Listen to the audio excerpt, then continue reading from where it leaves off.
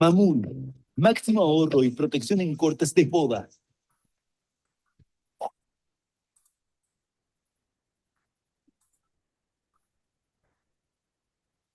Ya no es necesario pintar los cortes de poda. El 50% del pintado es deficiente.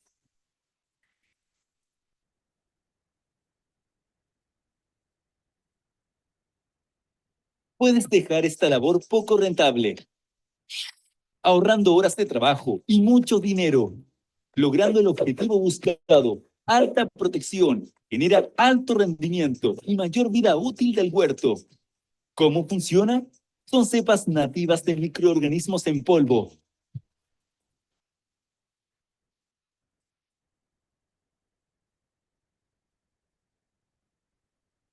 que asperjan sobre los cortes de poda. En invierno o en verano, utilizando el medio que más adecue a tu predio.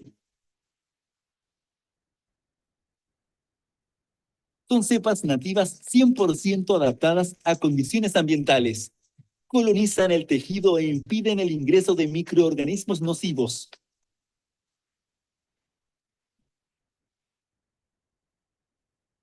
Usos de mamul, vides, cerezos, manzanos, arándanos, entre otros. Mamul, alta protección de enfermedades, rapidez operativa, ahorro de mano de obra, sin contaminar el medio ambiente, aceptado para agricultura orgánica. Que no te pinten cuentos. Más información www.summit-agro.cl. Mamul, máximo ahorro y protección en cortes de poda.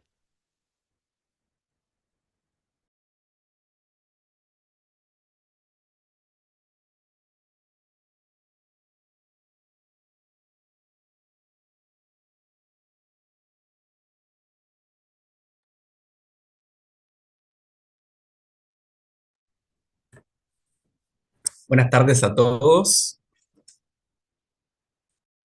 Hola, muy buenas tardes. Estamos muy contentos de estar con ustedes hoy día en este webinar, en donde vamos a revisar los temas relacionados con enfermedades bacteriosas en frutales. Queremos agradecerles a cada uno el poder contar con nosotros en este momento, eh, que podamos contar con ustedes, con su tiempo. Les quiero presentar a las personas que van a estar hoy día como panelistas. En primer lugar, vamos a tener a el consultor, ingeniero agrónomo, también Master in Science, don Andrés Franz, quien va a realizar una presentación sobre las implicancias de las pseudomonas syringae y xanthomonas arborícolas en frutales. Eh, a continuación, vamos a contar también con don Eduardo Donoso, ingeniero agrónomo, fitopatólogo también, quien va a comentar sobre las estrategias de sellado biológico y las estrategias de control en enfermedades de madera asociadas también a frutales. Vamos a tener un espacio de preguntas al final y también quería comentarles que vamos a tener, como tradicionalmente hacemos en nuestros webinars, una premiación para todos ustedes en la medida que también vayan participando. Les vamos a pedir que se inscriban en un formulario que va a aparecer en pantalla en breve para que puedan participar de esta premiación final. ¿Ya? Más adelante les voy a comentar cuáles son los 3 premios que vamos a tener para ustedes. Entonces, vamos a dar partida a nuestro webinar de enfermedades de la madera y cáncer específicamente con el profesor Andrés Franz. Muchas gracias, Andrés. Ya, gracias por la invitación. Espero que me escuchen bien. Sí, Eh, se escucha muy bien, Andrés. Qué bueno. Bueno, quiero agradecer a Summit por la invitación y la oportunidad de compartir alguna información sobre el problema sanitario que normalmente ocurre en esta época, que es periodo de poda, y es una puerta de entrada para enfermedades de madera, y entre ellas bacterias y hongos, ¿ya? Yo voy a compartir mi pantalla y usted me avisa si se ve bien o no.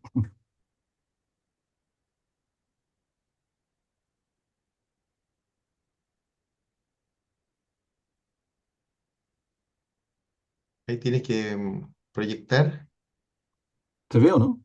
Sí, pero tienes que colocar Ya, en modo presentación. aquí se metió otra. Ah,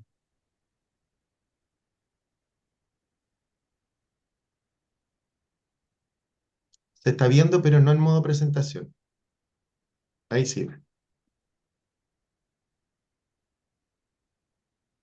ahora sí, Ahora sí, Andrés. Súper bien. ya, muchas gracias. Bueno, eh, el tema que le estaba mencionando es que estamos en un periodo de invierno, periodo de poda, y es un punto de ingreso de enfermedades de madera a nuestros frutales. Y esto, básicamente, vamos a hablar de las causas y las consecuencias de estas enfermedades. Bueno, las causas tienen que ver con los inóculos que están en el aire, ya sea de esporas, de células bacterianas. La mayoría de estos inóculos se conservan en madera muerta obviamente por las enfermedades que están o estuvieron afectando a los árboles. Y eso ya de partida marca pautas de control, de manejo. Eh, si se quiere tener menos problemas de enfermedades, no deberíamos tener este tipo de material muriendo y esporulando en el huerto. En el caso de las bacterias es más difícil verlo. ¿Ah? En los hongos vemos los cuerpos frutales, eh, los podemos observar, podemos saber qué tan severo, qué tanta presión de inóculo vamos a tener, porque vemos las estructuras reproductivas. Las bacterias, como son microscópicas y a lo más van a formar colonias, es más difícil de observar. Pero lo normal es que estén presentes entre medio de todo este material que se está dañando, que se está pudriendo y que está liberando inóculos. Eh, si, si los hongos pueden liberar grandes cantidades de núcleos, las bacterias mucho más, ¿ya? Entonces, imagínense un cuerpo frutal como este, que está cubriendo en este caso un corte de arándano, libera en promedio unos 60, 70 millones de esporas por centímetro cuadrado de cuerpo frutal. El caso de las bacterias, uno siempre multiplica por 10 o por 1000, ¿ya? Entre 10 a 100 veces más la cantidad de esporas, perdón, de células bacterianas. Entonces, la presión que tenemos con bacterias es muchísimo mayor que la presión que tenemos por hongos, siendo que los hongos ya son bastantes. ¿Ah? Ahora, es- estos vuelos de inóculo normalmente están asociados a condiciones climáticas. ¿Y cómo uno lo determina?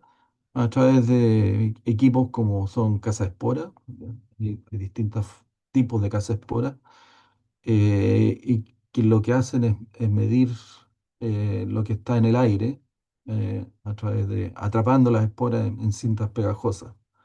Obviamente que esto es un equipo que rota a una velocidad conocida, y succiona aire también a una velocidad conocida.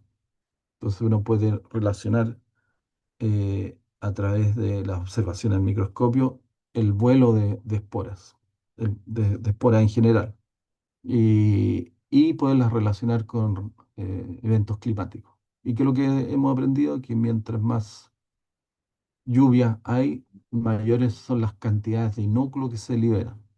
Y esto permite relacionar que si no, en años secos, las cantidades de inóculo que hay en el aire son mucho más bajas. Y en años lluviosos es lo contrario. Ahora, lamentablemente nosotros hacemos poda, abrimos la puerta para el ingreso de estos microorganismos en periodos de lluvia, en periodos de invierno. A pesar de que Hoy en día llueve menos que antes. Igual esos eventos lluviosos, que como son más esporádicos, concentran mayores proporciones de inóculos. Y esto porque estos organismos que igual están presentes en los árboles que están muriendo están más concentrados, ¿ah? Esperando, no se están diluyendo en lluvias sucesivas, sino que se concentran más, esperando nuevamente como les decía, una lluvia, y cuando esta ocurre, se van a liberar y en grandes cantidades. Ahora, la mayoría de estos organismos no son capaces de ingresar a una planta que está intacta. No pueden eh, cruzar la corteza. La corteza es el principal mecanismo de defensa que tienen las plantas, especialmente los árboles, para evitar el ingreso de microorganismos que están a veces permanentemente rodeando la planta. Pero nosotros le hacemos herida a la poda. Dentro de nuestro manejo está la poda, que es el principal vía de ingreso, no es el único, ¿ya? Porque también hay injertaciones, daños de amarra, clavos, inducciones de yema, anillados, herbicidas y daños químicos, ¿ya? Y otras formas por las cuales nosotros rompemos la corteza. Y al romper la corteza se pueden ingresar hongos y bacterias. También el vivero es una causa de infección cuando llevamos yemas o injertos contaminados, anillados, incisiones. Las incisiones súper importante en el tema de cáncer bacterial porque la herida que hacemos, que es bastante profunda pensando en un microorganismo, ¿ah? Uno la puede ver como superficial, pero para un microorganismo es muy grande. Eh, lo, con ese tipo de herida logramos romper la corteza, ¿ya? Y muchas veces las cortezas, o la mayoría de las veces, las cortezas no están limpias, sino que tienen un montón de microorganismos en la superficie. Y tienen bacterias, por supuesto, y tienen Pseudomonas syringae. Entonces, con la sierra pasamos a llevar estas bacterias y las introducimos de inmediato dentro del tejido más susceptible que ofrece el árbol, que es el floema. Es decir, el anillo que está el anillo vascular, inmediatamente después de la corteza. Entonces, muchas veces dejamos el inóculo puesto, ¿ah? Con estas prácticas y eso va a tener consecuencias posteriormente. Lo mismo hacen los alambres. Los alambres, porque en la medida que el árbol se mueve, con producto de que tiene follaje y por el viento, el alambre no deja cicatrizar la herida. Y es normal que uno ve que el arbolito responde produciendo goma, eh, como un mecanismo de defensa, pero es una forma también de ingresar de bacterias. Los hongos podrían utilizar esta vía también, pero principalmente las bacterias les resulta mucho más fácil, ¿ah? Introducirse a través de estas pequeñas heridas. Los manejos mutilantes, ¿para qué decir?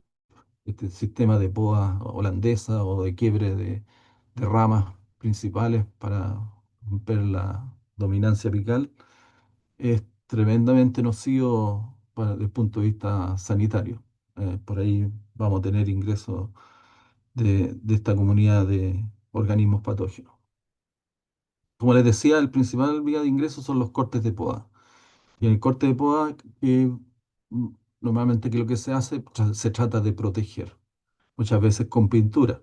Ujú. Y lamentablemente en las pinturas existen muchos errores de pintado. Si la pintura es buena, debería ser suficiente para proteger. Pero lo que uno ve cuando revisa los huertos es que las pinturas son a veces incompletas o no se pinta de frente, como se ve en la foto del costado derecho.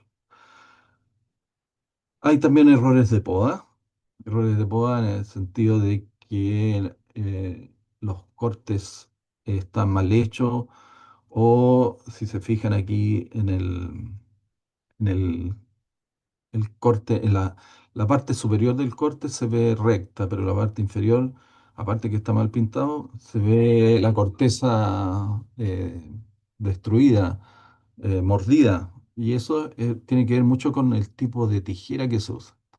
Las tijeras son, entre paréntesis, son buenos transmisores de bacterias, son malos transmisores de hongos, pero para las bacterias son muy buenas.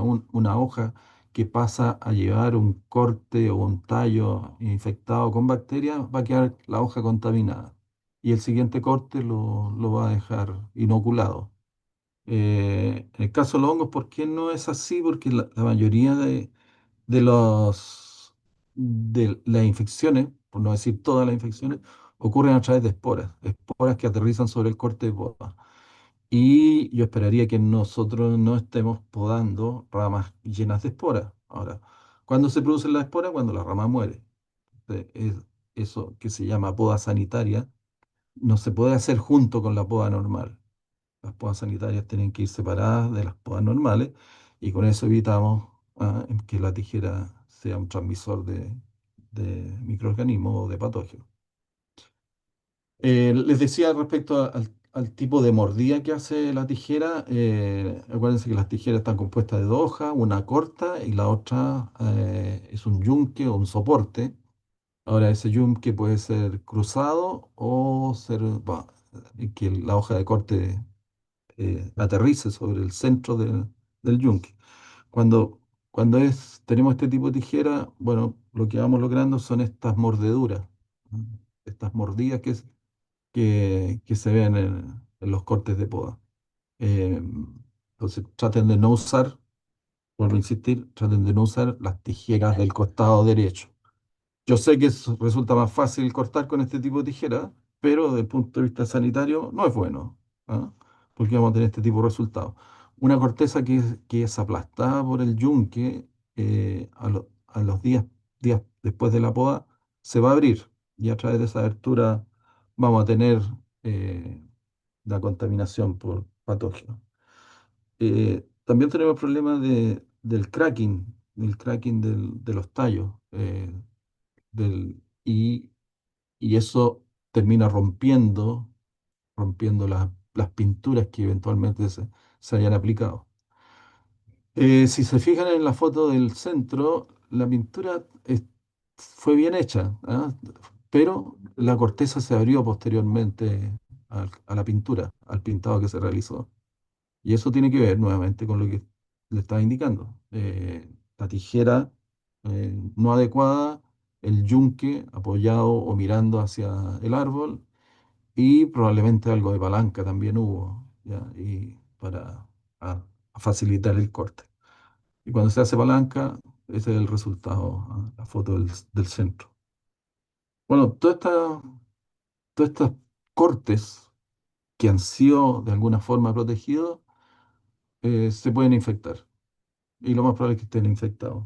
Y entonces hay mucho trabajo que se hace por parte del agricultor que al final no sirve, ¿ah? Porque está mal hecho. ¿Y cuáles son las consecuencias? Que las que vamos a ver ahora. Vamos a tener muerte de brotes, de tallos, tizones de flores, muertos de centros productivos, pérdidas de rendimiento, va a haber producción de toxinas dentro del árbol, alteraciones del follaje, cancros en la madera, necrosis interna de tallos, muerte de ramas y plantas. ¿Ya? Y, y esto está dado bueno, por el avance se produce, que producen los microorganismos. Nosotros tenemos normalmente en los huertos mezclas de patógenos. Ya en el caso del cerezo, el tizón bacteriano siempre está presente. Entonces es muy difícil tener un huerto libre de la bacteria. Ya. Y la bacteria lo que está esperando es una abertura. Y la abertura se la damos a través de las prácticas culturales que mencionamos, que son las heridas, o también se la pueden dar los microorganismos. O sea, hongos que ingresan a la planta también permiten que detrás pueda ingresar la bacteria. O sea, tenemos dos formas de entrada, que son las aberturas, naturales o artificiales, o aquellas heridas que van produciendo otros organismos, como por ejemplo patógenos de madera. En el cáncer bacterial es bien común tener los síntomas iniciales de la muerte de yema. Eh, la bacteria que causa el cáncer bacteriano, que es Pseudomonas syringae, tiene numerosos patobares. El patobar, que es la PB que sigue a continuación de la especie, del nombre de la especie, significa que es una variante patológica. Y, y en Pseudomonas syringae hay más de 60 variantes patológicas. Y dentro de ellas, de estas variantes, hay una que se llama syringae, patobar syringae, que es la más numerosa, la más abundante y la que causa mayores daños en agricultura, en general en agricultura. En el caso del cerezo, hay dos patobares que infectan el árbol, que es el patobar syringae y el Moss pronorum, pero syringae por lejos es el más abundante y predominante en nuestros árboles. Em, en cuanto a ingresos en forma natural, hay dos bien marcados, que es uno la caída de hoja y otro que es la yema hinchada. La caída de hoja, cuando ocurre, bueno, los síntomas no los vamos a ver hasta el inicio de la temporada siguiente. Y estos síntomas van a ser que la yema se muere, ¿ya? Va a ser colonizada durante el invierno o parte del otoño, el invierno, y en primavera, cuando viene a brotar, esta no crece, ni siquiera se hincha, y normalmente bota goma, un éxodo gomoso. Si uno raspa la corteza alrededor de esa yema muerta, va a encontrar estas estrías necróticas que se muestran en la foto del costado derecho. Eh, Esas estrías son superficiales. Si uno corta más en profundidad, como la foto del costado izquierdo del centro, vemos que la madera está limpia, ¿ya? Y esto que nos indica que las bacterias, y en este caso en particular, son buenos colonizadores de floema, pero no del xilema, ¿ya? Y por eso nunca vamos a ver necrosis hacia el interior. Y cuando se ve necrosis interna, es producto de un hongo de madera, ¿ya?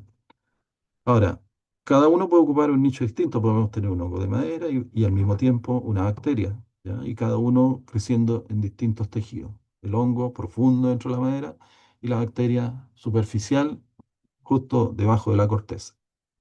Ahora, bajo la corteza la bacteria se mueve en forma sistémica. Se toma el siringue, se va a mover en forma sistémica por debajo de la corteza.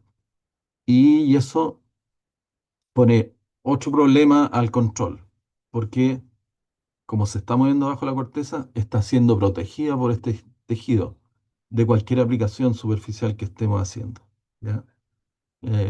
Y bueno, eso hay que tenerlo en cuenta porque a veces se hacen muchas aplicaciones de productos de contacto y no funcionan, ¿ya? Específicamente aplicaciones de cobre. Las aplicaciones de cobre que caen sobre la superficie básicamente están pensadas para prevenir el ingreso, no para ir a curar un árbol que ya contiene la bacteria. Eh, la bacteria también puede, como les decía, dañar al inicio de la brotación, ¿ya? Ahí vamos a diferenciar de la anterior porque las yemas al menos se hinchan, ah, algo de trabajo ahí. Aquí hay un conjunto de yemas, algunas que están sanas y otras que están dentro del círculo rojo, que se están muriendo, ¿ya? Y eso significa que fueron infecciones de yema hinchada. Ahí se ve algo de apertura de brácteas y al momento en que se empiezan a abrir las brácteas, bueno, las bacterias tienen un ingreso en forma natural a ese tejido. Entonces, este tipo de daño, más las heridas artificiales que hacemos, más la presencia de otros patógenos, como por ejemplo esta muerte de dardo, ¿ah? Causada inicialmente por pudrición morena. Las monilias infectan en general flores y después necrosan los dardos, ¿ah? Si es que no son controladas, van a necrosar los dardos. Entonces ahí tenemos un ingreso también de conjunto de hongo y bacteria a través de un dardo muerto o colapsado. Eh, Pseudomonas, bueno, ya lo mencioné, hace necrosis del floema, se mueve por debajo de la corteza eh, y la forma de diagnosticarlo es raspar la corteza. nunca cortar en profundidad. Si cortan en profundidad, probablemente vean el tejido sano, ¿ya? La goma, obviamente, una de las características más notorias en el caso del cáncer bacterial. Los árboles, especialmente cerezo, bueno, todos los prunos, pero en particular el cerezo, tienen la característica de producir muchas gomas cuando están afectados por algún organismo extraño o algún daño mecánico. Es una forma de defenderse. Eh, Ahora, cada vez que tenemos una infección por Pseudomonas syringae, los arbolitos van a producir goma. Pero también vamos a ver goma por otras circunstancias, ¿ya? Por infecciones de hongo o por daños mecánicos en la planta. Probablemente va a ser menos abundante la goma que veamos, pero va a haber goma. Ahora, en lo personal, para mí el patógeno que más goma produce en un cerezo, por ejemplo, es un hongo de raíz, que se llama macrofumina. Entonces, las mayores cantidades de goma que me ha tocado ver han sido árboles atacados en su sistema radicular. Por lo tanto, no asocien siempre, con esto lo que quiero decir es que no asocien siempre la presencia de goma al cáncer bacteriano. La goma se puede producir por cáncer y por otras circunstancias.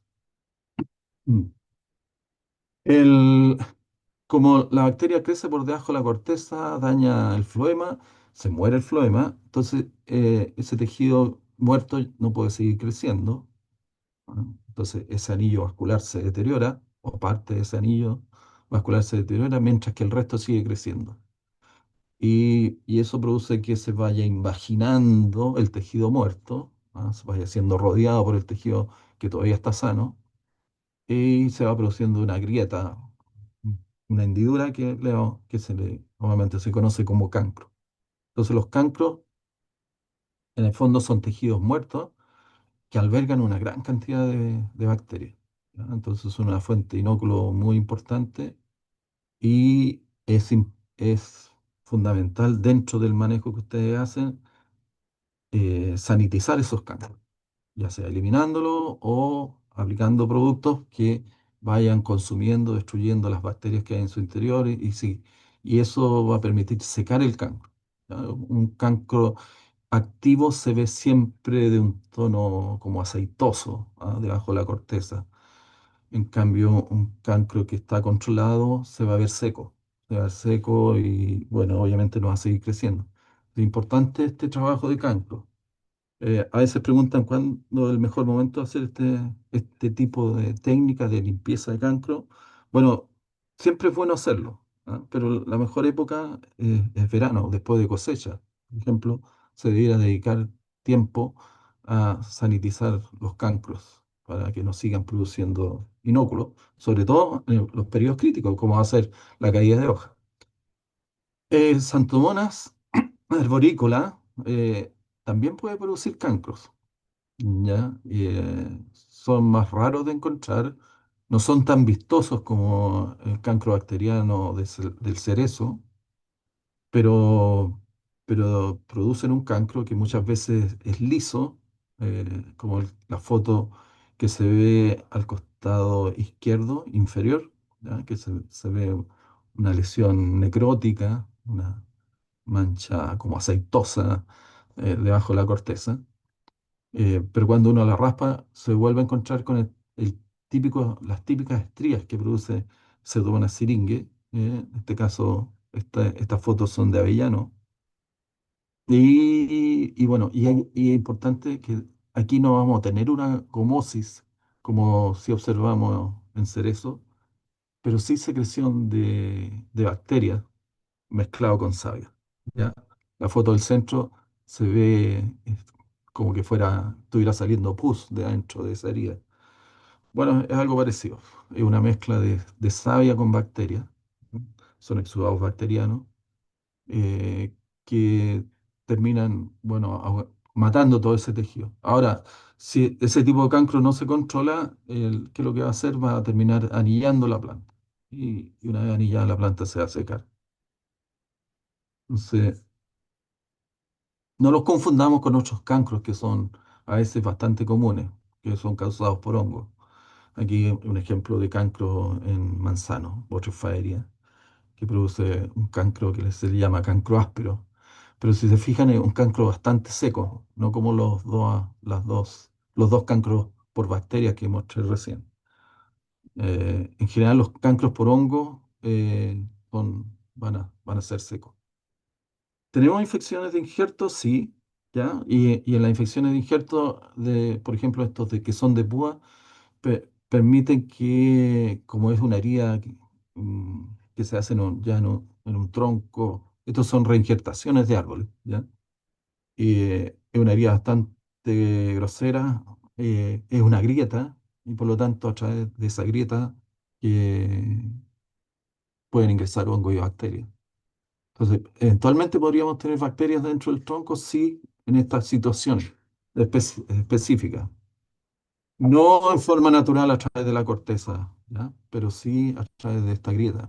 Por ejemplo, la foto del costado derecho se ve que a pesar de que se logró pegar el injerto, está agrietado y bueno, está completamente necrosado. Ese injerto igual va a terminar muriendo. Eh, entonces, en esta altura es difícil diferenciar cuál fue primero. Lo más probable es que hayan sido los dos, hongo y bacteria, los que lograron ingresar una vez que se rompió el sello, esa cubierta, o se abrió la puerta. A veces, cuando se trabaja, eh, los injertadores normalmente trabajan a trato y por lo tanto ellos no andan desinfectando su herramienta corte a corte o árbol a árbol. ¿Ah?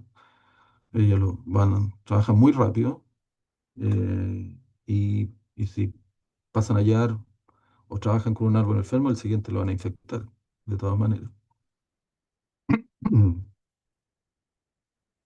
Toxina, bueno, lo menciono porque nosotros vemos mucho plateado en frutales en general. ¿Ya?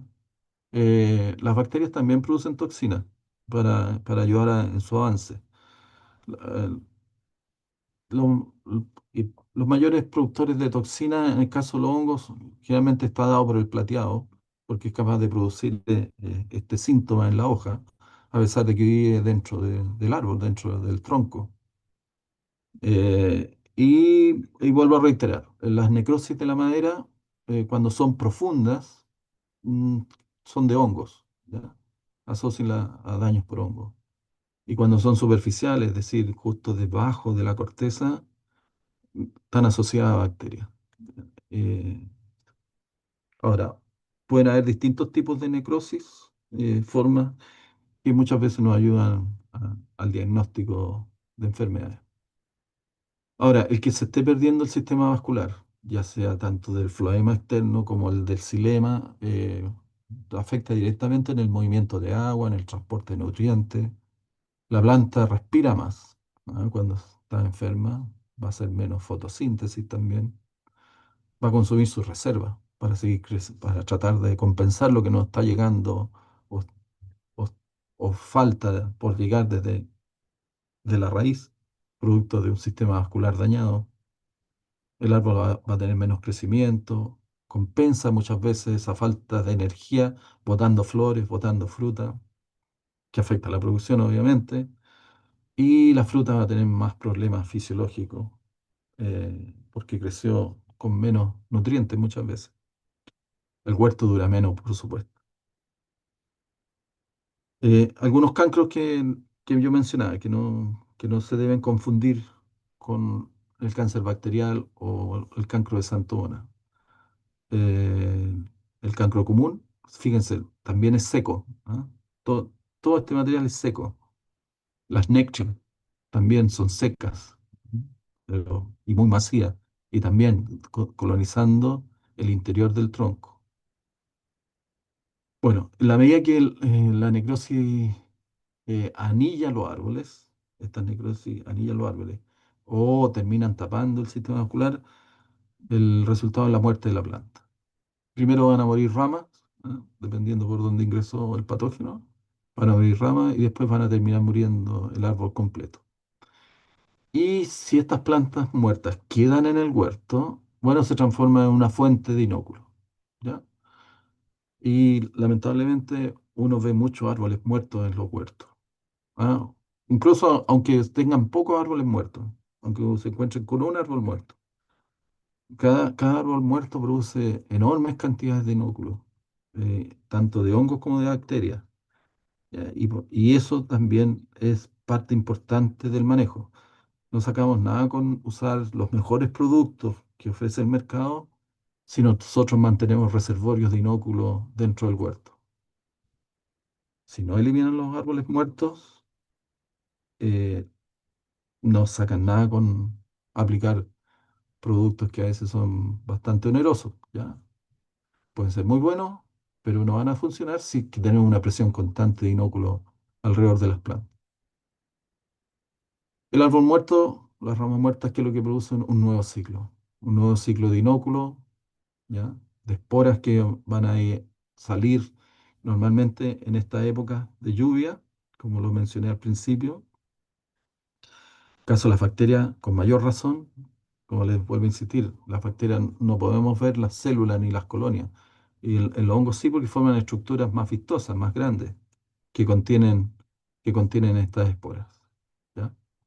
Ahí son diferentes ejemplos de hongos. Eh, ¿qué, qué hay que hacer respecto a todo lo que hemos estado conversando? Primero, tener claro qué patógeno es el que tenemos presente, ¿ya? No confundirlo, no confundirse con un daño por otras razones, un daño fisiológico de la planta, un daño herbicida o cualquier otra razón, un daño entomológico también.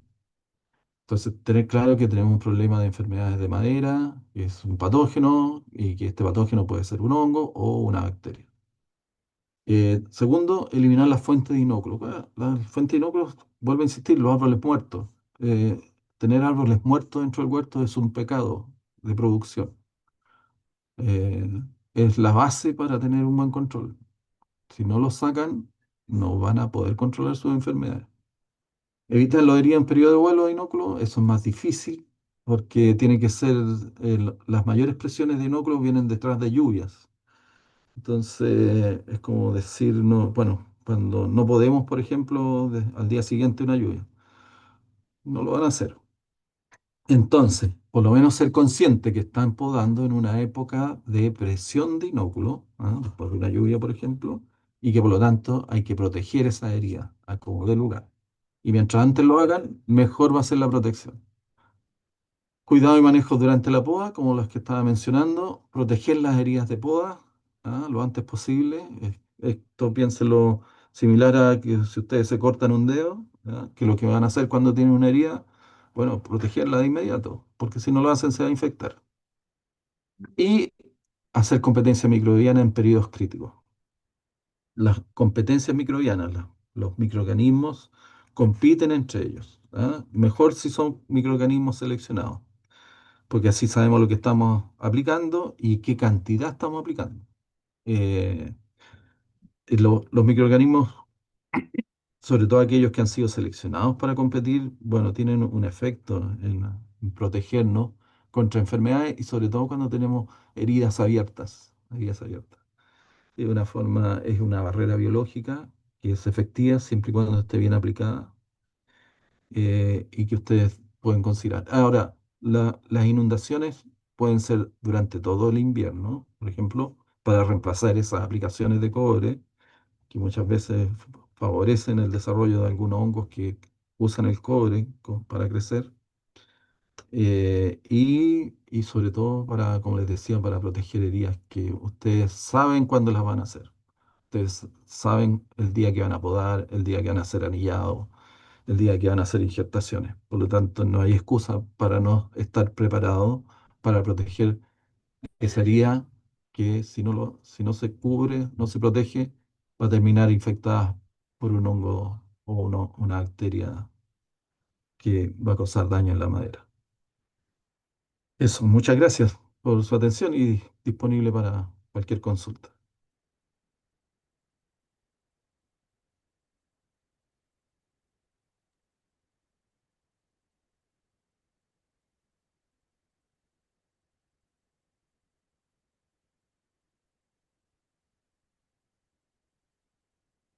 Muchas gracias, profesor. Eh, Estoy intentando activar mi cámara, pero no me dejan, pero ahí se va a activar en algún momento. No se preocupe.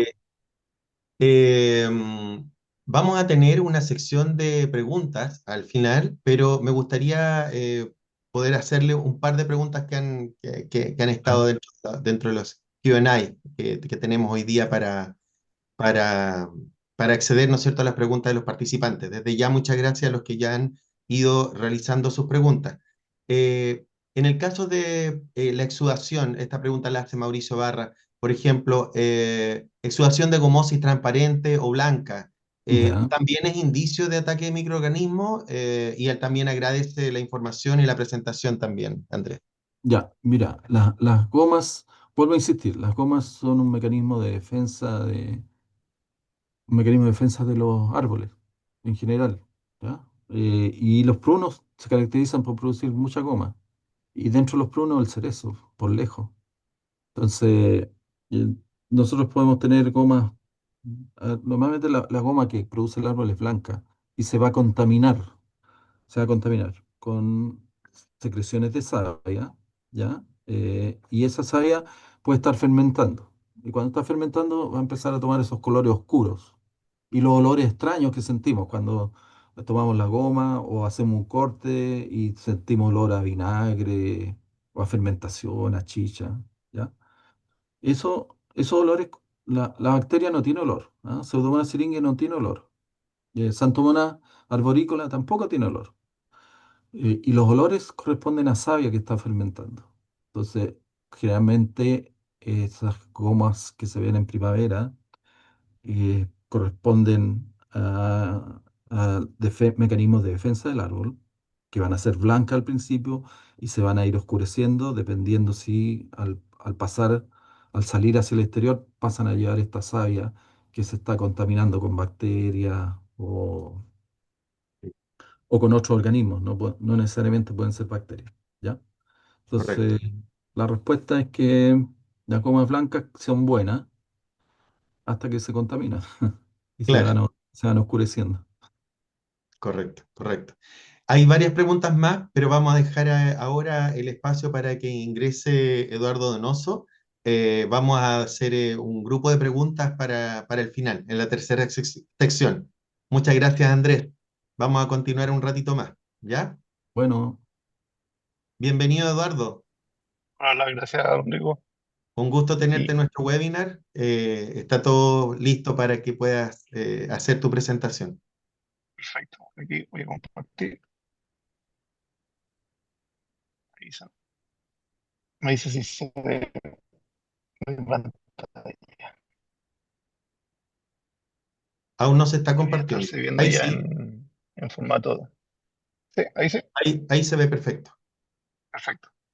Ya, buenas tardes. Bueno, hoy día les queríamos hablar un poco esta estrategia de sillado biológico que estamos inaugurando esta temporada ya públicamente, que hemos venido trabajando hace bastante tiempo.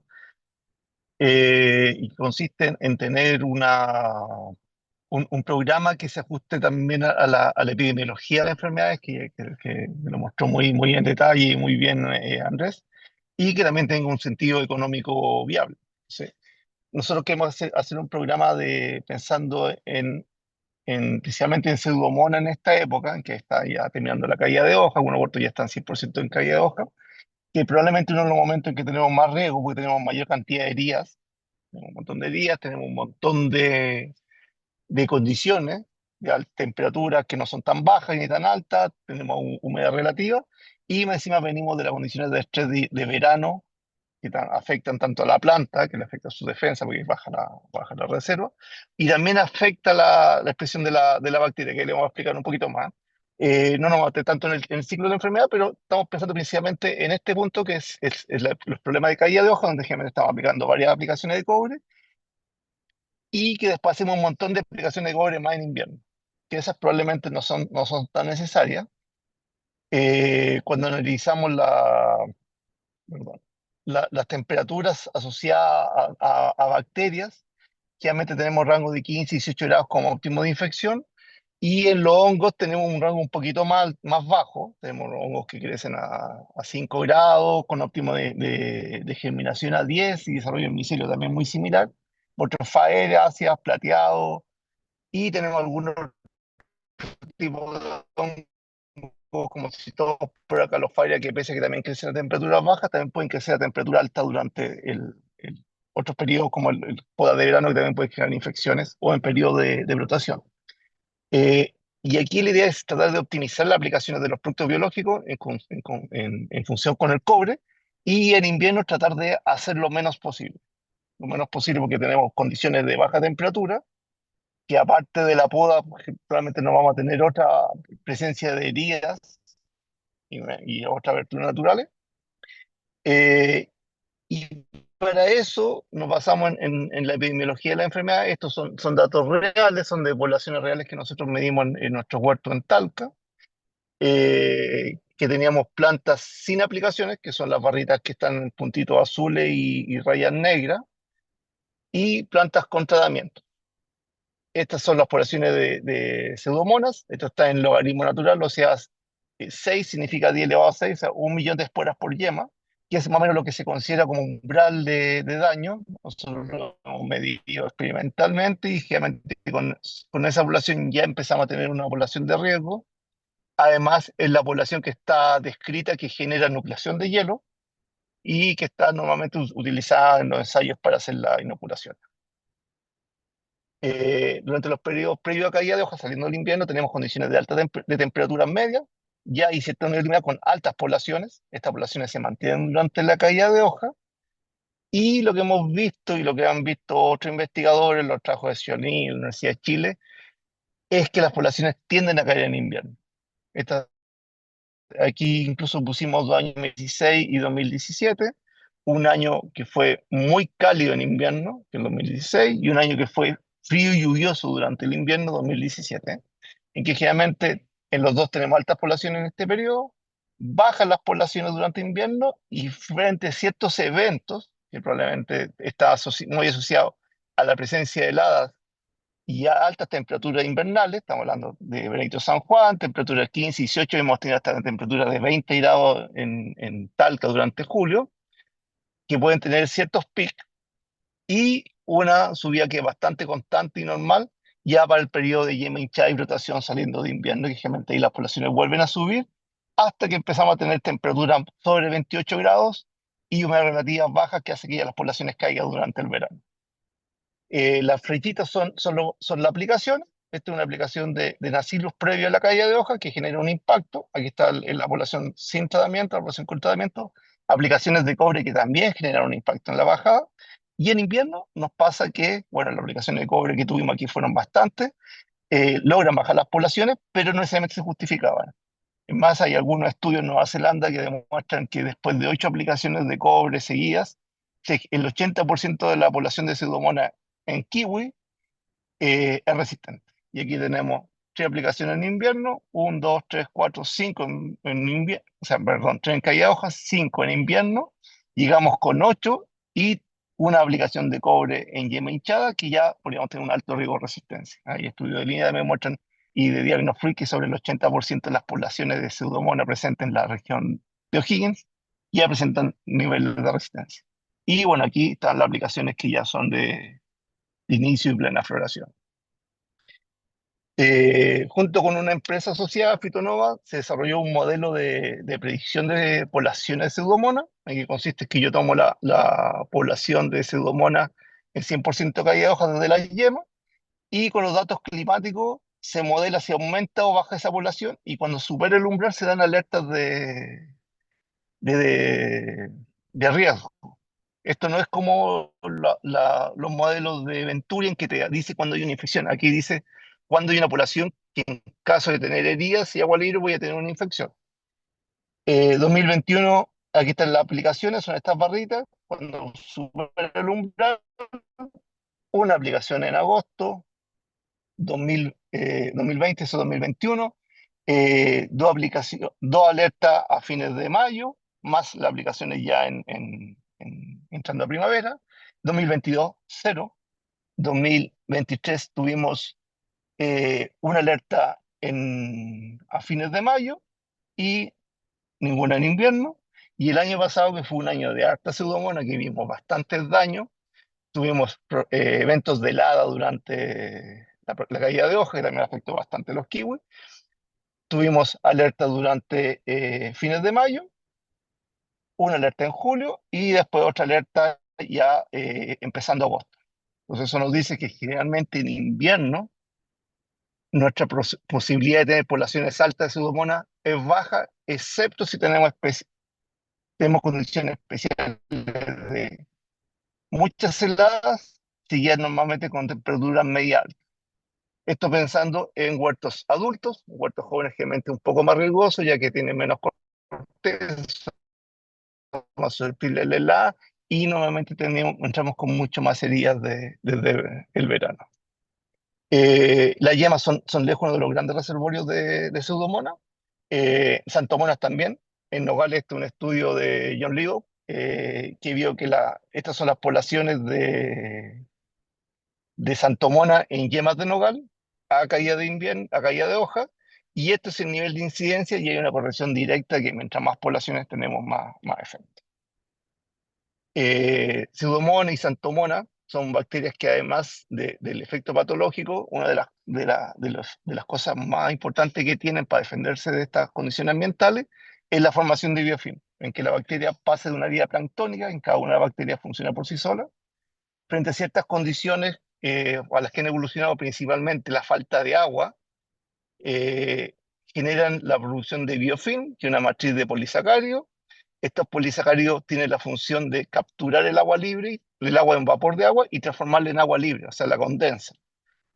Es una adaptación, como les digo, a la falta de humedad, principalmente en verano, pero que cuando lo hace cerca del 0 grado genera nucleación de hielo y no incrementa los daños por helada.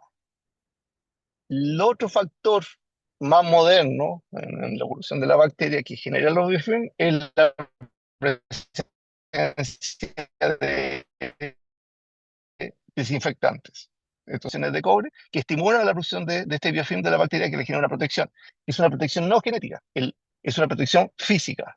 Cae el desinfectante sobre las bacterias superficiales del biofilm, las mata, pero pueden sobrevivir bacterias al interior. Y en nuestras condiciones, que tenemos un verano muy fuerte, temperatura muy alta, sin lluvias, con mucha secación, hay un gran incentivo a la bacteria a producir este biofilm que dificulta después las aplicaciones de cobre o antibióticos, lo que queramos hacer.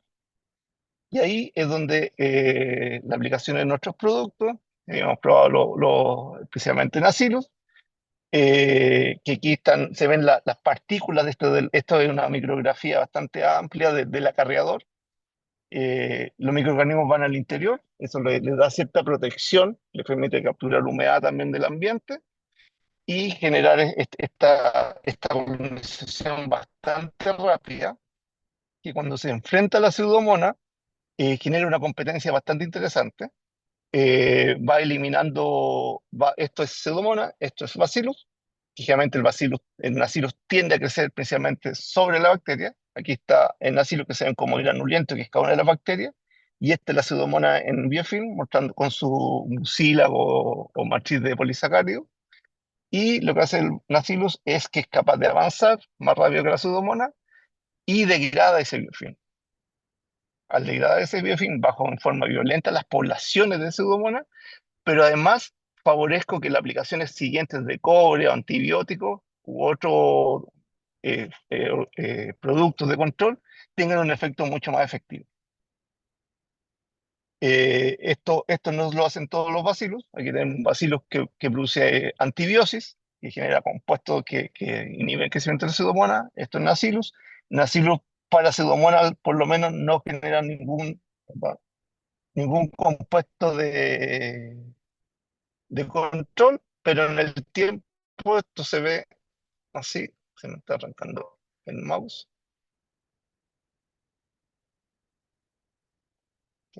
Perdón, dame un segundo.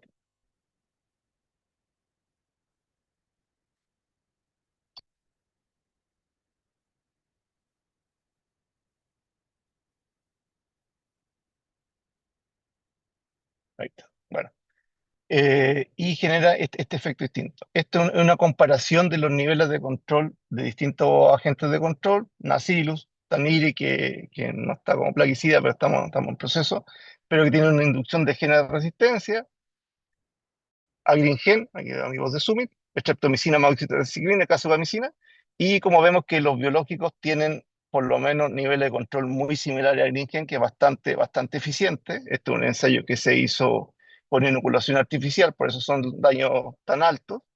Eh, Hay cierta variabilidad en los otros antibióticos, hay riesgos de resistencia que pueden ser locales en ciertos campos, ¿no? Pero lo interesante es que el control de Nacillus es equivalente al de los antibióticos.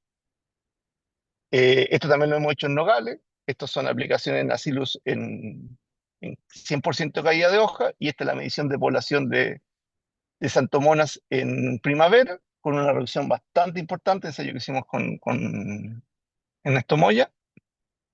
Esto es un programa también de control de santomonas en nogales, también con un proyecto, estamos en conjunto con Ernesto, que está T7, el control de Nacillus. Y con efectos bastante interesantes. Aquí están distintos momentos de aplicación, las poblaciones, y aquí está Nacillus con reducciones bastante importantes en los periodos iniciales y en la formación de las yemas de nogal. El otro componente que hablaba Andrés son los hongos de madera, y habíamos mostrado un poquito las temperaturas, que también se favorecen bastante en invierno. También algunos pueden funcionar bastante bien en verano, donde hay que proteger las dos podas, tanto en verano como en invierno. Y una de las características que hace Mamul interesante para el control es que Mamul, más que ir al control del patógeno en sí, utiliza los recursos que es de este. Esta es una plaquita que cada pocillo es un nutriente. Cuando cambia de color, significa que el Mamul está ocupando ese nutriente. Y esto es otro tricoderma, se selecciona principalmente por depredación, que como ven hay poco uso de nutrientes.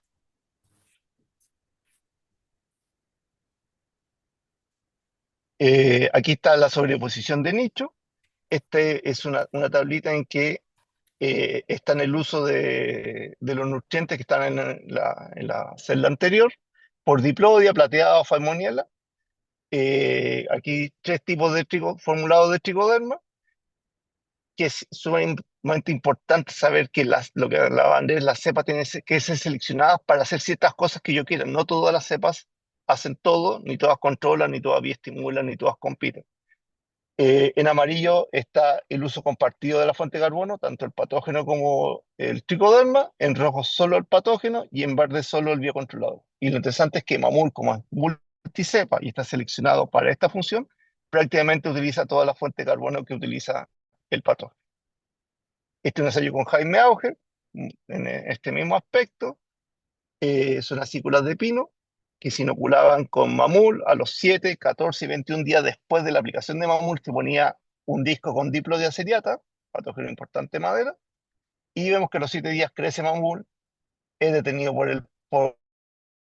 o sea, crece Mamul y detiene el crecimiento de diplodia. A los 14 días no hay crecimiento de diplodia, solo el biocontrolador, y a los 21 días no hay crecimiento de Mamul, pero como los nutrientes de esa cícula ya fueron consumidos, el patógeno no es capaz de crecer.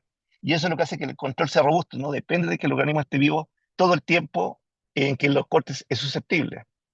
Aquí el control es porque se come los nutrientes del patógeno, ese corte o herida o abertura natural queda inerte desde el punto de vista de los patógenos y ya queda protegido. Probamos la temporada pasada la estrategia, hicimos un control en cerezos con un testigo absoluto. Hicimos un programa nativa, que es lo que estamos haciendo normalmente, que eran 2 aplicaciones de cobre al inicio de caída de hoja. En 100% de caída de hoja, un Nacillus con Mamul. En invierno se hizo una aplicación de Nacillus en base a modelo. Poda, Nacillus con Mamul. Y yema hinchada, Nacillus. Inicio de flor Agringen, terminado de flor con otro Nacillus. Ver su manejo tradicional en cobre. 3 cobre en caída de hoja, 3 cobre en invierno, pasta en poda, cobre en yema hinchada, antibiótico, sulfato de cobre al fin de flor. Quisimos probar también los fagos que están en el mercado. posicionamos los fagos en un momento de cobre, dos fagos durante la caída de hojas, terminamos nacilos con mamul, un fago contra alerta y el resto del programa muy similar al que teníamos en nativa, y puros fagos, reemplazando los cobres, reemplazando aquí los tres cobres, mantuvimos nacilos con mamul en la poda y puros fagos durante ya la brotación. Vimos los niveles de control y daño tizón de yema en brotación y en yema cuajada para ver el efecto diferenciado de los manejos de invierno y los manejos de brotación. Control 70% de daño, 82% en yema y en yema cuajada, un 20%. Similar, durante el invierno haber hecho todo el programa de cobres, que eran 6 cobres, aquí estamos hablando solo de 2 cobres y 2 aplicaciones menos totales, y bastante mejor ya que en tizón de yema en cuaja. Aquí también el uso de nacilo al inicio de la rotación es bastante potente y al parecer potencia bastante, hace mucho mejor combinación con Agringen que el cobre con Agringen. Nativa con Fago también bastante similar, un poquito mejor, aunque no cansa de ver diferencia. En rotación también mejora el programa, un poquito más consistente, pero igual significativa. Y los fagos solo bastante bien en invierno, equivalente al programa de cobre, pero ya no tan eficiente en primavera, probablemente por la presencia ultravioleta que empiezan a degradar los fagos. Pero lo interesante es que este programa es lo que ya consideramos nosotros el sello biológico, que es terminar el 100% de caída de hojas con nacilos con mamul y solo aplicar algo, cobre o fago o nacilo en invierno, si es que hay condiciones. Entonces, este sello biológico que es una buena alternativa para el huerto. El objetivo es eliminar el biofilm que viene de las pseudomonas que están en condiciones de verano, colonizar las yemas con nacilus para que entren con este biocontrolador durante la rotación, cubrir todas las heridas de madera en caso de que haya riesgo de hongo de madera y reducimos así el riesgo al máximo por la población de PCS y de hongo de madera para el momento de poda. ¿Cómo lo planteamos? Establecer categorías de huerto. Categoría 1, un huerto joven de 3 años o menos, o que tenga presencia de síntomas de estructura reproductiva de hongo de madera y ubicado en zonas de alta humedad en periodo de otoño e invierno. La categoría 2 de menos riesgo, un cuarto de 3 años más, obviamente con esa edad ya empezamos a tener menos riesgo de daño, sin presencia de síntomas de estructura reproductiva de hongo madera y ubicado en zonas de alta humedad en periodo de otoño e invierno. Y categoría 3, huerto de 3 años o más, sin presencia de síntomas de cáncer bacterial, ubicado en zonas baja humedad en periodo de otoño e invierno. Esto pensando en los huertos que se encuentran en ovalle, donde la pseudomonas realmente tiene muy bajo riesgo. En la categoría 1, que son huertos jóvenes o huertos que tienen historial de pseudomonas y hongo de madera, terminamos el 100% de caída de hoja, reemplazamos ese cobre y aplicamos nacilo y mamul.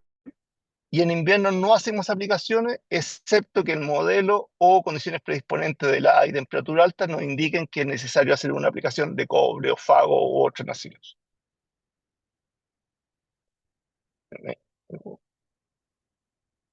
Perdón.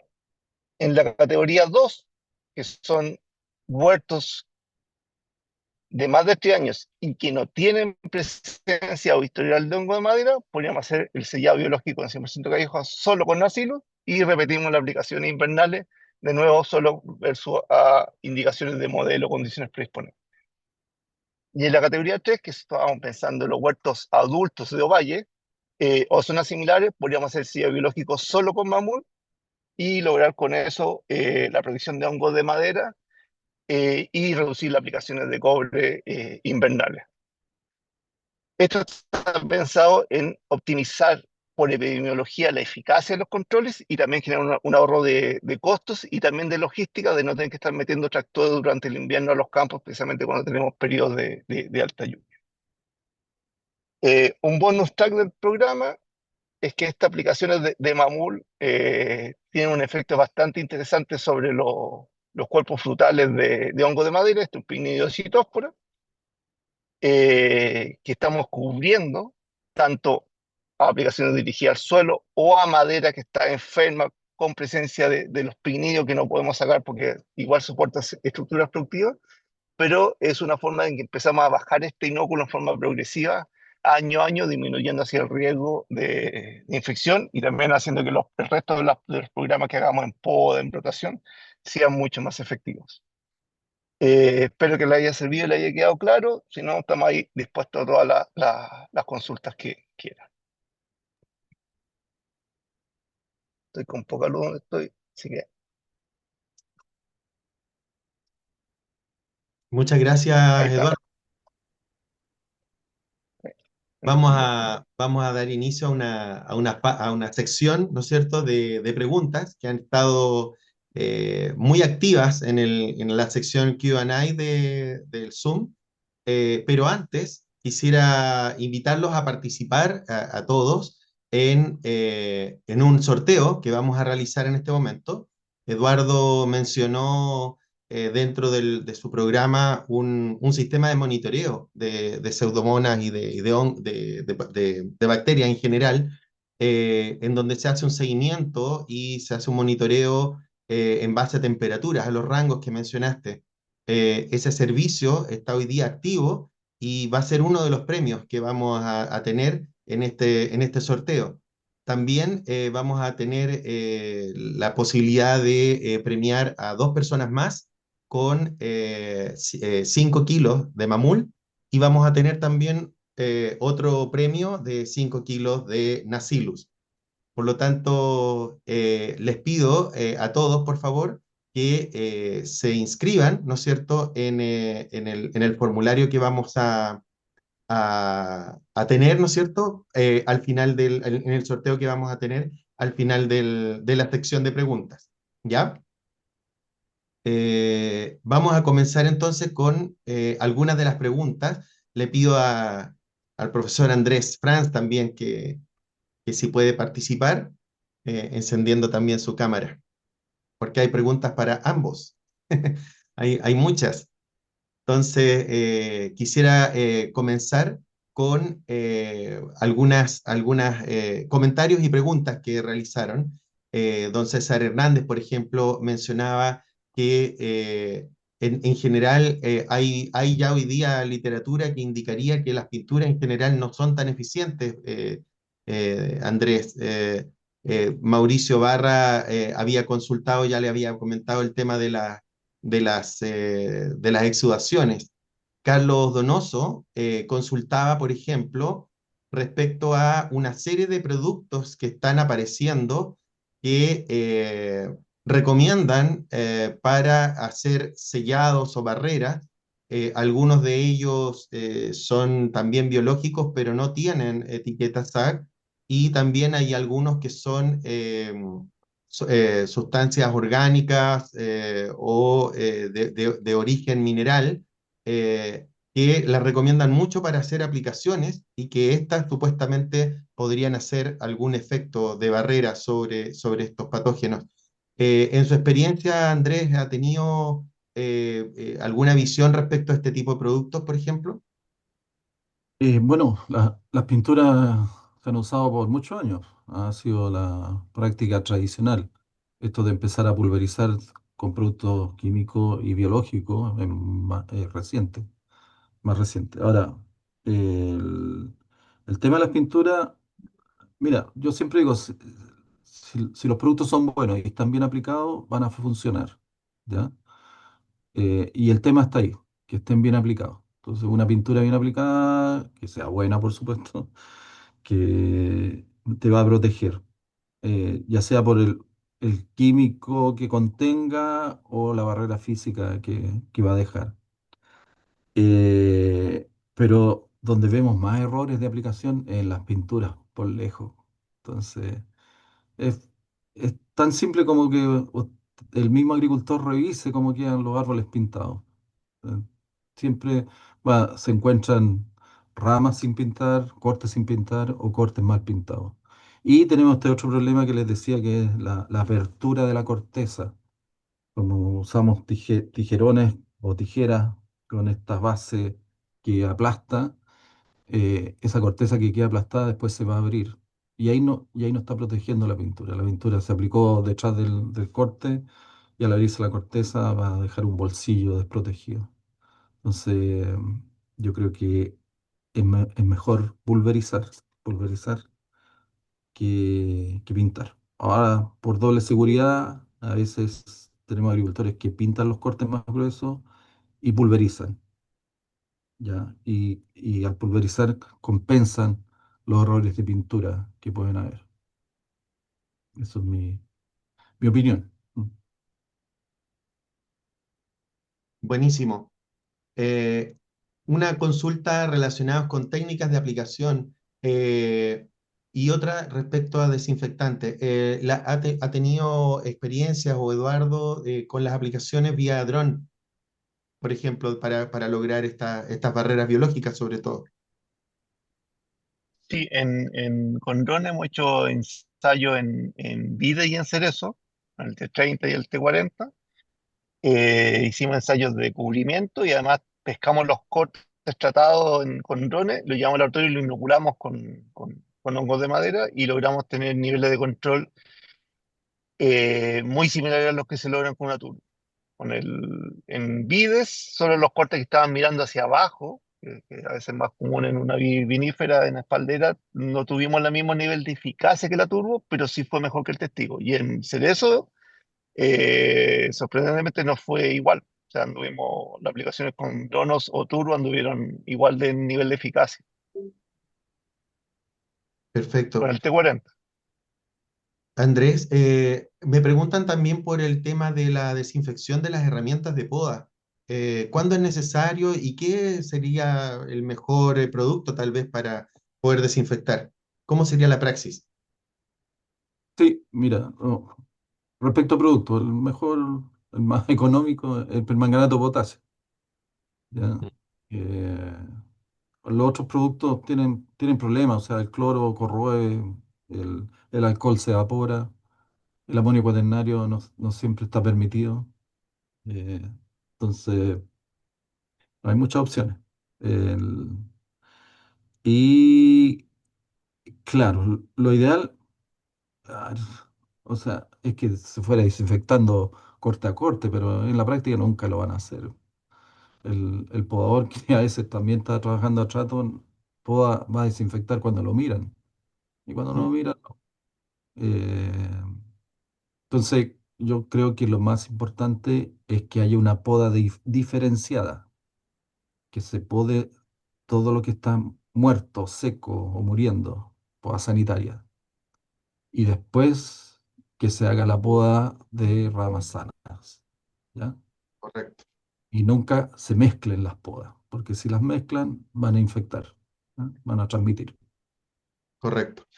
He visto también en el campo que muchas veces se hace la praxis de ir podando una hilera, ¿no es cierto?, un podador y al cabo de un cierto momento va desinfectando, cosa de que en caso de que haya alguna grave infección sea muy, muy localizado, ¿no?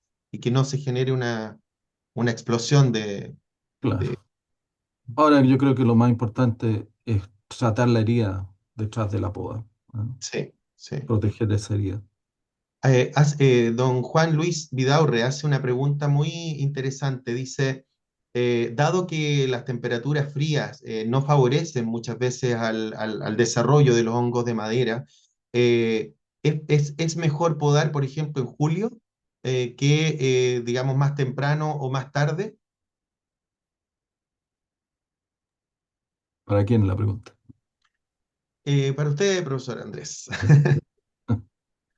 El poder no es cierto. Los hongos de madera, la mayoría es porula durante el invierno, ¿ah?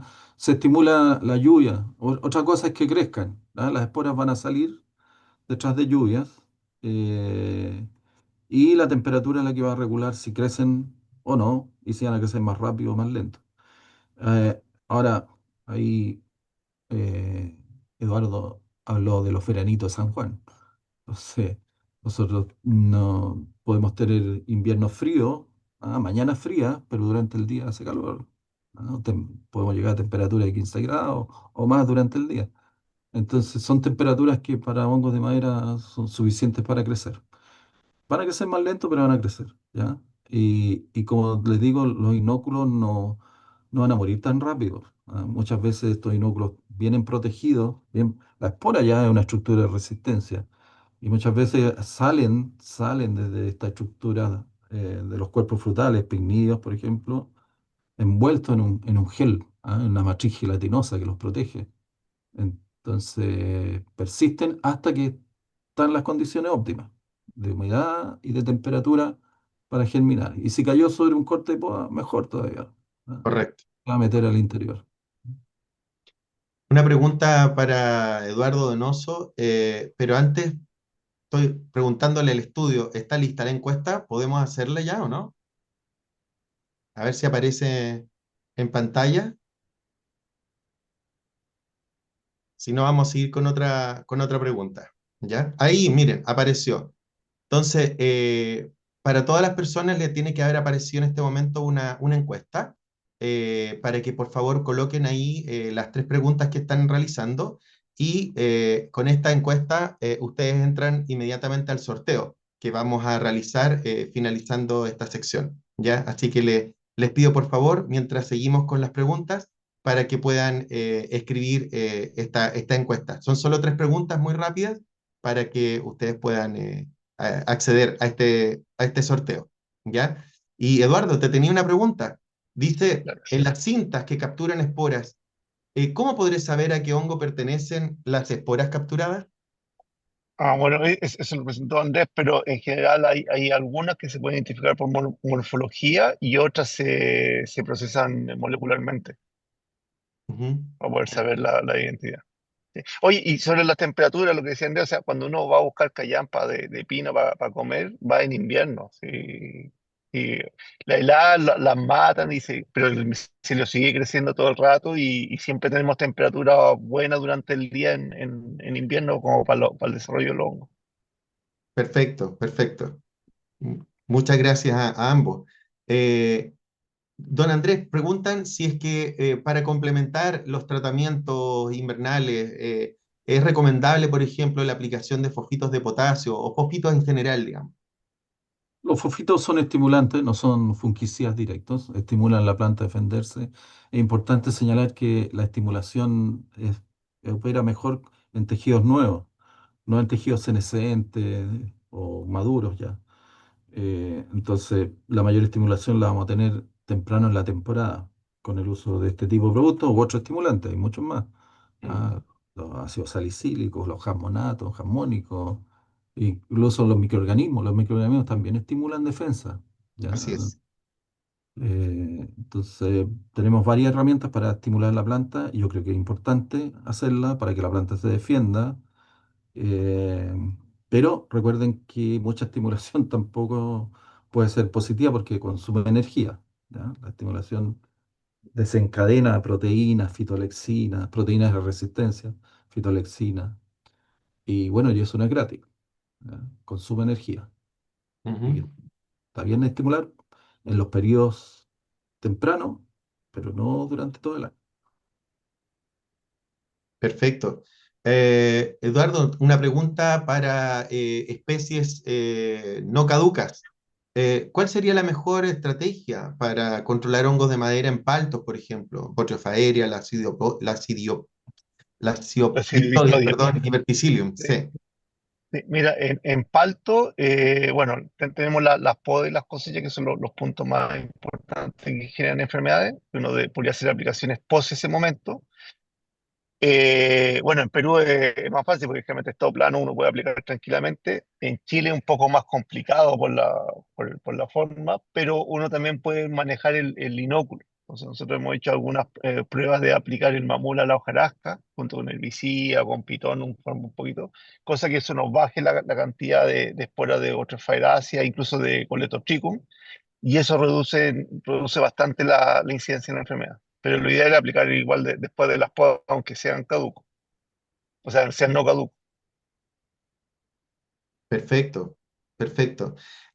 Otra pregunta para ti, Eduardo, dice, entre antibióticos, ¿no es cierto? Streptomicina, por ejemplo, versus Nacillus, te pregunta por los periodos residuales de protección. Ya, Tienen modos de acción distintos, entonces, ¿cómo podríamos ver esta sí, respuesta? nosotros hicimos un ensayo hace harto tiempo con Mario Álvarez, en que hicimos aplicaciones de Nacilus y fuimos inoculando 3, 5, 6, 7, 10, 15 días después de la inoculación de la aplicación. Y los periodos residuales de Nacilus son de 10 días, que es bastante consistente, precisamente porque son periodos, generalmente los biológicos ya más al verano bajan a 8 días, 7 días, pero con 10 días de efectos residuales es lo que uno puede considerar de protección. ¿Cuánto dan los antibióticos? No estoy seguro de Streptococcus plus, sé que Agrigen son 7 días de forma sistémica, o pueden ser un poquito más, pero deben andar bastante cercanos. Correcto, sí. Nosotros hemos visto con pruebas, ¿no es cierto?, de Kirby Bauer modificado, por ejemplo, en el caso de Agrigen Plus, sí, está logrando 7 hasta 8 días en la dosis más alta. Los otros antibióticos no logran ese periodo de protección.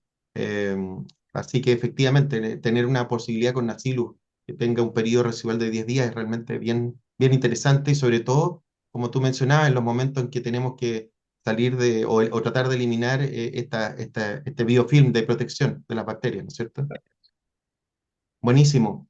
Eh, Antes de continuar con la siguiente pregunta, recordar que tenemos, ¿no es cierto?, una encuesta que va a aparecer en este momento nuevamente.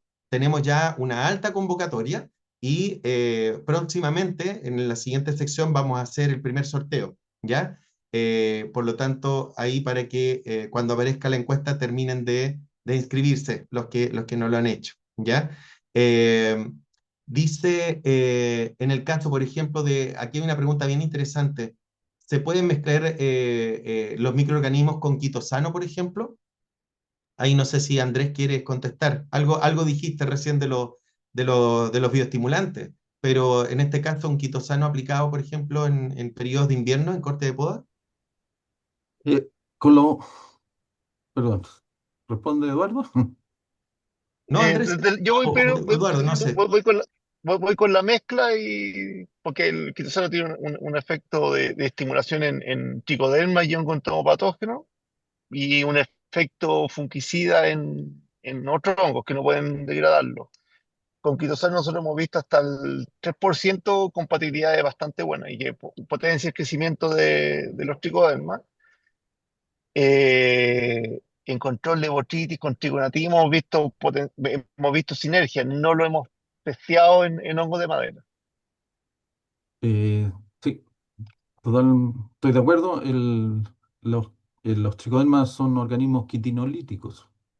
Entonces pueden degradar la quitina, la pueden usar como sustrato de alimentación y lo que hemos visto es que se mejora la esporulación cuando están mezclados, la esporulación del tricoderma. Y en el caso de las bacterias no hay, son neutras, no le hacen nada. La bacteria no puede utilizar la quitina, no la va a dejar crecer tampoco. Eh, no son biocidas, pero son antimicrobianos en el sentido que sobre la quitina no crecen organismos, salvo los organismos quitinolíticos, que hasta donde yo sé son todos buenos, como el tricoderma, Boveria, Betarrhizoum, ese tipo de organismos. Perfecto. Y los patógenos no van a poder crecer arriba de la quitina. Y además son cicatrizantes. Así que puestos sobre la herida, bien, ayudan a cicatrizar y a formar una barrera activa, una barrera, perdón, pasiva para patógenos de madera. Perfecto. Acá hay varias preguntas asociadas a Mamul que son bien recurrentes y bien interesantes. La primera de ellas tiene que ver con que, por ejemplo, Carlos Donoso preguntaba, seguramente dentro de lo que tú comentabas ahí, él decía, pero Mamul en invierno, aunque no tenga un corte o herida para entrar, y además hay otra pregunta relacionada con lo mismo. Dice, ¿existe algún periodo de espera entre la aplicación de cobre y la aplicación de Mamul? Sí, mira, nosotros lo que estamos planteando en 100% de caída de hoja, para cubrir las heridas que vengan del verano y que puedan servir de ingreso a hongos de madera, y principalmente también para cubrir todo lo que sean los cuerpos frutales que están en 100% de caída de hoja, no en pleno invierno, está hablando de 100% de caída de hoja. La aplicación en invierno es solo en poda. La diferencia con cobre, el cobre igual tiene cierto efecto cuando está en concentraciones muy altas sobre la membrana del hongo, que hace que se debilite y crezca menos, y nosotros estamos dando 10 días de diferencia. O sea, Mamul yo necesito aplicarlo por lo menos 7 días después de la aplicación de un cobre, tipo un hidróxido o un caldo bordelés, y después de Mamul yo necesito darle 7 días para que haga su trabajo en los cortes y en la polinización para después aplicar un cobre. Ujú. Hay varias preguntas relacionadas con las aplicaciones de drones. Agradezco a varios las preguntas que están realizando. Eso ya lo comentó Eduardo, que Mamul hoy día incluso tiene etiqueta aérea, lo mismo que Nasilus, se pueden aplicar vía dron. Hoy día con T50 y T40 también se han hecho las evaluaciones y las coberturas son excelentes. Lo que muchos están realizando son secuencias de poda de hasta 2 días, 3 días máximo, para realizar la aplicación de todo lo que ya está podado. Y eso permite, ¿no es cierto?, un muy buen control. Ha habido muy buenos resultados ahí. No sé si tienes algún comentario, Eduardo, al respecto. Sí, yo creo que es una herramienta muy buena, aparte del ahorro de- de tiempo y eficacia en la aplicación, y en especialmente en huertos donde han tenido lluvia o no pueden meter tractor o no quieren compactar, y yo creo que es la alternativa, porque de todas maneras siempre va a ser mejor que no aplicar. Perdón, respecto de los tiempos de aplicación entre un cobre, por ejemplo, y productos biológicos. 7 días, antes o después. Ya, perfecto, perfecto.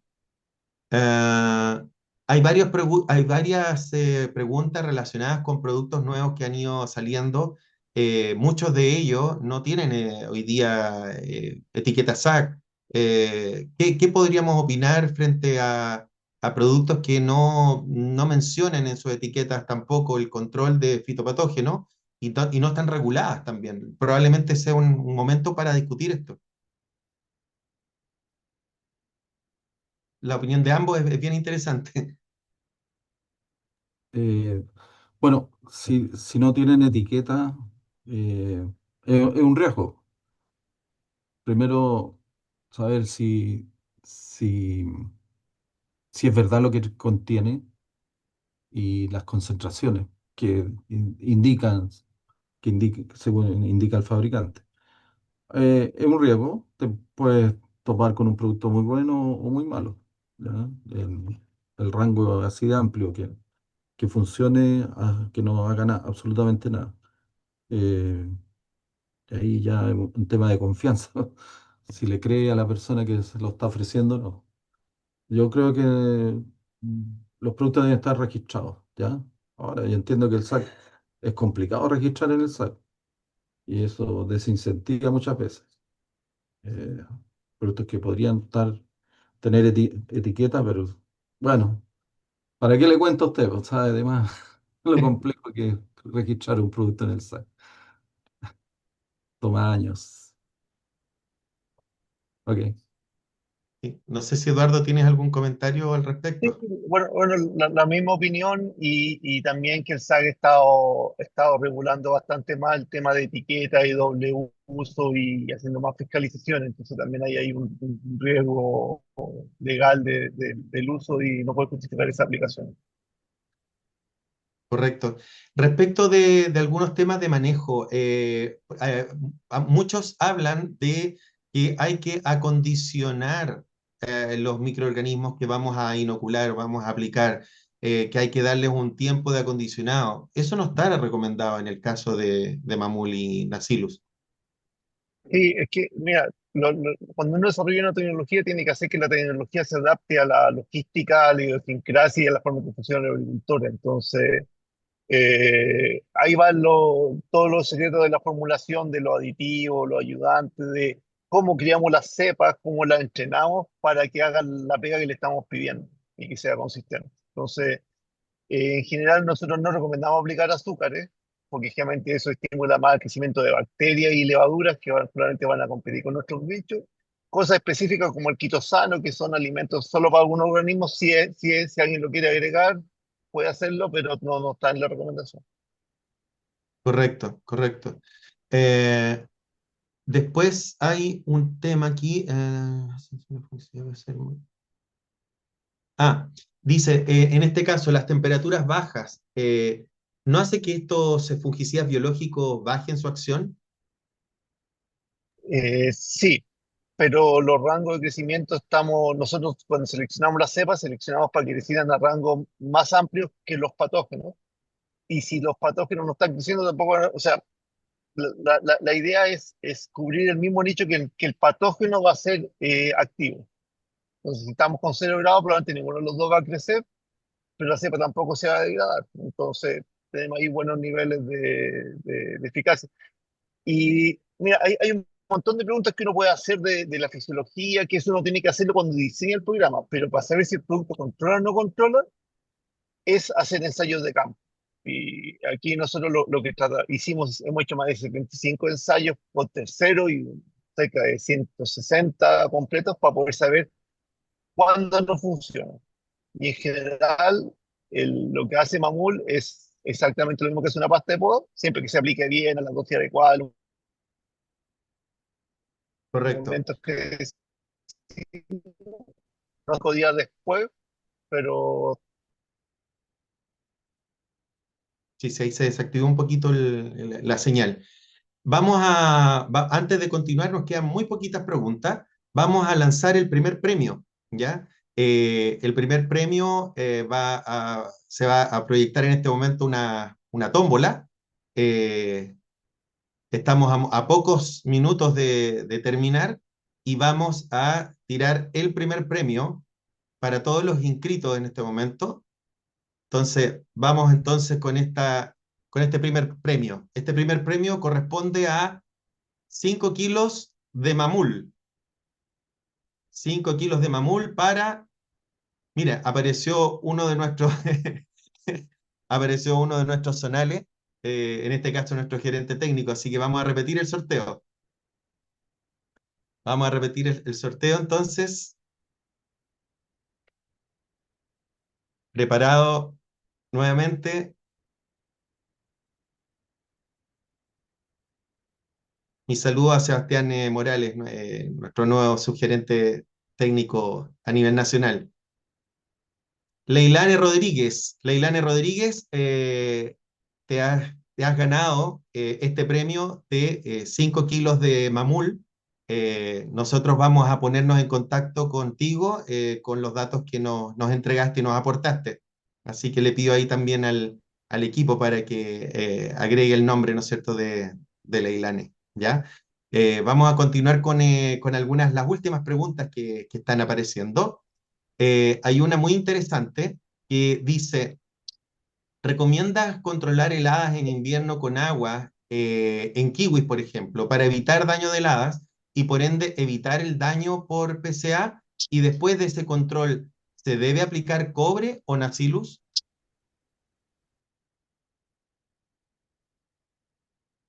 Eduardo. ya mira, sí, control de la siempre, y más en kiwi. Ahí cuando sí, sí, o sea, incluso con agua. Dice con agua aumenta el daño por PCA, sí, pero si yo no controlo con agua voy a tener PCA y voy a tener helada. Entonces, si controlo con agua voy a tener solo PCA. Lo ideal es que uno antes de los periodos de helada haga una aplicación o de nacilo de cobre para bajar la población durante el periodo de helada y cuando termina el tren de heladas uno podría hacer una repetición, pero lo importante es bajar la población antes de la helada. Correcto. Frente a lo mismo, ya no en el caso de helada, pero una simple lluvia, después de una lluvia, ¿siempre será necesario aplicar algún biológico? En primavera sí, en invierno en general lo que hemos visto es que cuando llueve bajan las temperaturas y no hay heladas, por lo tanto hay menos poblaciones de pseudomonas. Perfecto, perfecto. En el caso en avellano, en poda invernal de sierpes, que es un manejo que además también es bastante permanente para huertos de avellano, en zonas con abundante precipitación, ¿es posible que los hongos de madera ingresen por las sierpes, don Andrés?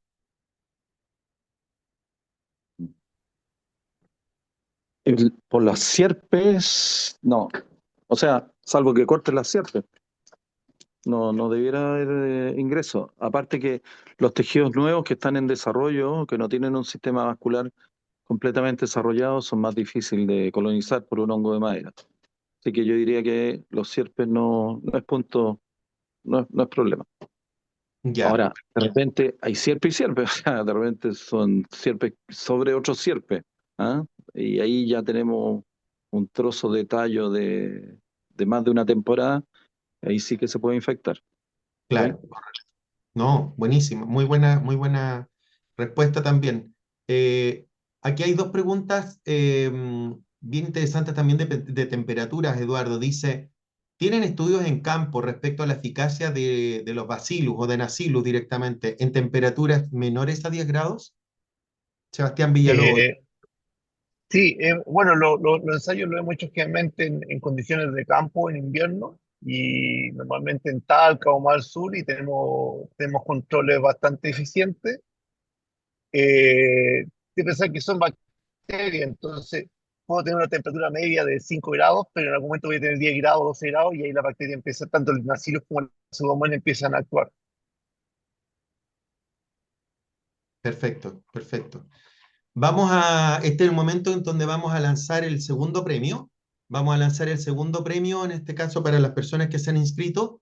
Queremos agradecer en especial a todos los concurrentes. Tuvimos una excelente convocatoria. Esperamos para todos que haya sido este seminario muy práctico y muy positivo para cada uno de ustedes. Vamos a comenzar con este segundo sorteo en donde estamos premiando 5 kilos de Nacillus. Acabamos de hacer varias preguntas y varias respuestas asociadas a este magnífico producto. Y el ganador en este caso es don Sebastián Andrés Reyes Cabello. Estaríamos entonces contactándote, Andrés, para que recibas, ¿no es cierto?, este segundo premio. Son 5 kilos de Nacillus. Nos quedan muy poquitas preguntas. En este caso, es posible que, bueno, ya había una pregunta que están haciendo acá, pero que le acabas de responder. Eleaster decía si es que había una baja en la población de los patógenos al tener una alta cantidad de lluvia. Algo respondías, Eduardo o Andrés. ¿Qué pasa cuando hay una alta cantidad de lluvia con estos patógenos? Sí, en Pseudomonas en invierno tiende a bajar, pero el hongo madera se incrementa la liberación de esporas. Y en primavera, como le decía, por ahí vamos a tener las condiciones de humedad alta y voy a tener temperatura alta dadas por la primavera. Así que no todas las lluvias son buenas ni todas son malas. Ya, perfecto, perfecto. Hemos respondido la mayoría de las preguntas. Hay algunas que son bastante recurrentes sobre varios productos. Me dan varios productos con nombre y apellido, pero ninguno de estos tienen etiqueta SAC. Por lo tanto, en el grueso de los productos que me han consultado por acá, la respuesta ha sido esa. O sea, hay un riesgo asociado a productos que no han sido validados técnicamente por fitopatólogos. El SAC tampoco ha comprometido, ¿no es cierto?, el ingreso, o las mismas compañías no se han comprometido con un ingreso a registro SAC, por lo tanto queda sujeto, ¿no es cierto?, a un enorme riesgo también para los agricultores, dado que no hay respaldos detrás. Entonces, eso es una respuesta en general que se ha dado durante este seminario para cada uno de los productos que actualmente han hecho, ¿no es cierto?, las preguntas. Tengo también una noticia de que Leane Rodríguez, te agradezco, Leane, por el comentario, que recibió, ¿no es cierto?, el primer premio de 5 kilos de mamul. Ella está actualmente en Brasil, trabaja en bioinsumos en Brasil, por lo tanto, nos dice, por favor, hagamos el sorteo nuevamente de mamul. Por lo tanto, nos quedan 2 sorteos y con esto estamos terminando. Vamos a hacer un nuevo sorteo para los 5 kilos de mamul. Así que atención a este penúltimo sorteo. Vamos a ver entonces quién aparece. Nuevamente, gracias, Leani. Y el ganador nuevamente es una persona del equipo de Sumitagro. Vamos a volver a tirar entonces la tómbola. Vamos a volver a tirar la tómbola.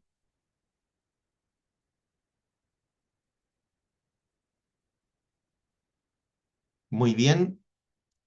Don Pablo Castro. Don Pablo Castro, entonces vamos a tomar contacto contigo. Te estás llevando estos 5 kilos de mamul. Aprovecho de hacer una última pregunta con mamul. Dice, ¿cuánto es el plazo máximo de aplicación después de la poda? 48 horas, tengo el mismo nivel de control que si lo hubiera aplicado a las 0 horas y hasta 72 horas, pero ya no es lo óptimo. Correcto, ese sería como el máximo límite, digamos. Ujú. Sí. Y siempre después de un corte, digamos. ¿Qué opinión tienes de aplicar tricodermas previo al corte de poda? Sí, lo hacemos cuando picamos los restos de poda de la temporada anterior, para bajar inóculo o lo que estamos haciendo en caída de hojas para bajar inóculo, pero eso no va a proteger el corte, va a bajar el riesgo de infección, que es completamente distinto. De acuerdo, de acuerdo. Vamos a lanzar entonces el último premio y mientras preparamos el último premio, justamente hay una pregunta respecto al modelo. ¿Dónde puedo encontrar el modelo que identifica las temperaturas que aumentan la proliferación de las enfermedades de madera? Don Juan Luis Vidaurre también pregunta, interesado por este modelo que va a ser el próximo sorteo en este momento. Eduardo. El modelo que tenemos nosotros es para Pseudomonas, para Pseudomonas. Perfecto. Eso lo gestiona Fitonova, lo pueden encontrar en internet, o contactar a alguno del equipo de Sumi o de Nativa, les podemos dar los contactos de cómo hacer la gestión. Para hongo de Perfecto. madera, yo creo que Daina con Andrés habían generado un modelo ahí bastante bueno de liberación de esporas. Buenísimo, buenísimo. Entonces, ya finalizando, ¿no es cierto?, nuestro seminario, muchas gracias a cada uno por la participación. Vamos a realizar el sorteo de este modelo que básicamente nos va a permitir establecer un modelo de monitoreo para un huerto. Esto está relacionado, ¿no es cierto?, con un cuartel de referencia, ¿no es cierto? Por lo tanto, vamos a hacer este monitoreo y don José Pablo Díaz, nos vamos a contactar contigo para la realización, ¿no es cierto?, del contacto de la entrega de este modelo que se está lanzando también en este momento. Este es un modelo predictivo para que puedas ahorrar también en aplicaciones, ¿ya? Así que nuevamente reiteramos ahí, por favor, si pueden encender todas sus cámaras. Queremos agradecer enormemente esta convocatoria. Esperamos que esta información y esta cercanía también con estos dos grandes fitopatólogos haya sido no solo de su interés, sino que haya sido realmente una herramienta y algo realmente muy positivo para su diario vivir y para su sistema productivo. Agradecemos enormemente la participación, han sido excelentes las preguntas y por supuesto estamos disponibles para cada uno de ustedes con nuestros zonales, con nosotros mismos también, nuestras direcciones, nuestros teléfonos, disponibles por supuesto para asistirlos y para ayudarlos. Muchas gracias a Andrés, Franz, muchas gracias realmente por el tiempo y por la participación, han estado realmente muy movidos en este último mes, están en seminarios, en conferencias, así que agradecemos mucho esta participación. A Eduardo, por supuesto, muchas gracias por la calidad de la presentación. Pedro también, se los presento, aprovecho de presentar también a don Pedro, que es nuestro nuevo gerente de marketing, así que muy agradecidos a cada uno. Muy buenas Gracias, noches. Rodrigo. Adiós, adiós. Saludos a todos. Gracias por la asistencia.